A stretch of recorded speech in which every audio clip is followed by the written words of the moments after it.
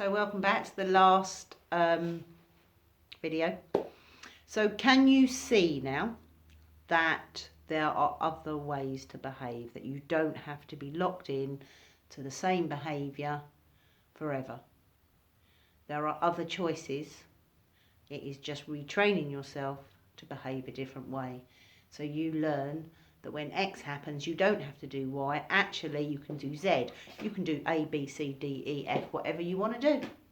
But you have to learn how to behave that way.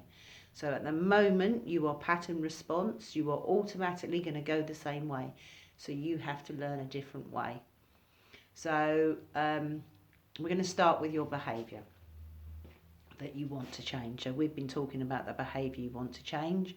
So there's going to be a series of questions and we're going to write them down in order.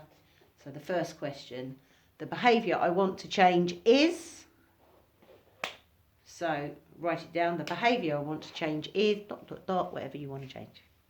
Question 1. So stop it, let it run, whatever you want to do. Say it out loud. You know, after you've written it down, say it out loud.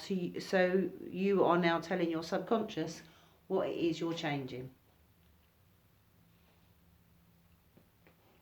So why do you want to change it?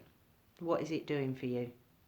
The behaviour I want to change is this because it is making me feel this way, or it's making me do this way, or it's making me others feel this way, whatever it is. Okay, so have a think about that. The next one is, what do you want to do differently? So if you don't want to do Y, when you've always done Y, what are you going to do instead? So if you don't know this, your subconscious hasn't got anything to go on. So the next question is, what are you going to do differently? So again, write it down and then say it out loud. How are you going to behave differently than you are now? When X happens, what are you going to do?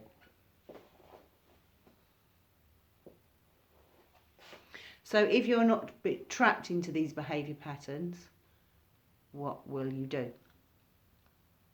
And then what stops you from behaving that way now?